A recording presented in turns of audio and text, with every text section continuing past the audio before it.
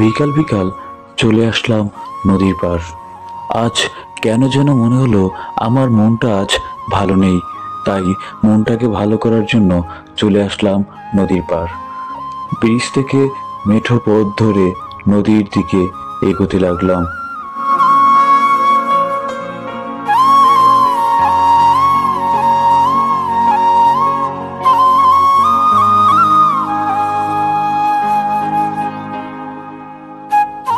প্রবাহমান নদীর মতো মানুষের জীবনও থেমে নেই। মানুষের ক্ষুদ্র জীবনে রয়েছে অসংখ্য দুঃখ বেদনা। এই বেদনাকে প্রশমিত করার জন্য মানুষকে আসতে হয় সমুদ্র বা নদীর তীরে।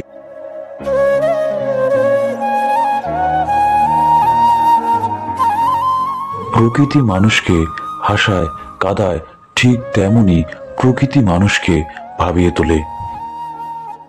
এই নদীর তীরে দুই শ্রেণীর মানুষ দেখা যায়। এক শ্রেণীর মানুষ হলো যারা প্রিয়জনের সাথে সময় উপভোগ করে। অন্য শ্রেণীর মানুষ হলো যারা একাকিত্ব সময় উপভোগ করে।